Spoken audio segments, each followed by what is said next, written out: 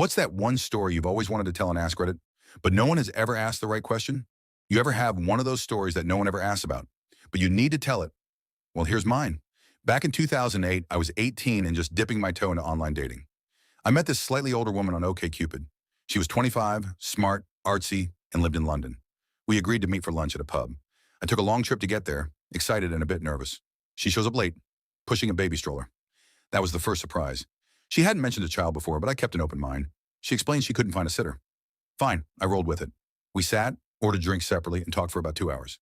She kept going up to the bar, returning with what I thought were coffees and sodas. Harmless, right? Wrong.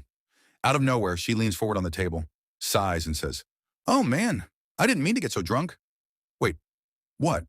I hadn't realized she was drinking at all, but she explained she'd been ordering Irish coffees, rum and cokes, and shots, all while taking care of a 1-year-old. Now she's completely out of it, barely talking, starting to cry, and mumbling apologies. I knew I couldn't just leave her and the baby like that. I tried to get her to tell me her address, but she was too far gone.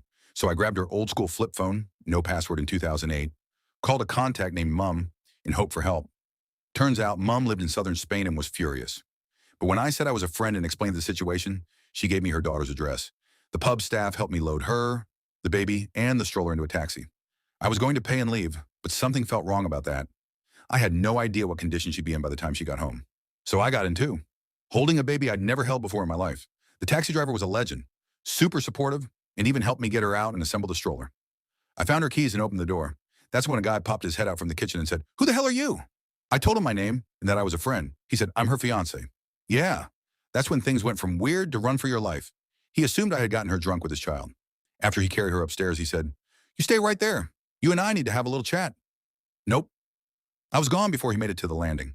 I jumped in the taxi and told the driver to take me to the nearest station. Later that night, I tried to laugh it off with some local friends. But the kicker? On the train ride home, I got a text. "Had a lovely time. Can't wait to see you again." I blocked her number and never looked back.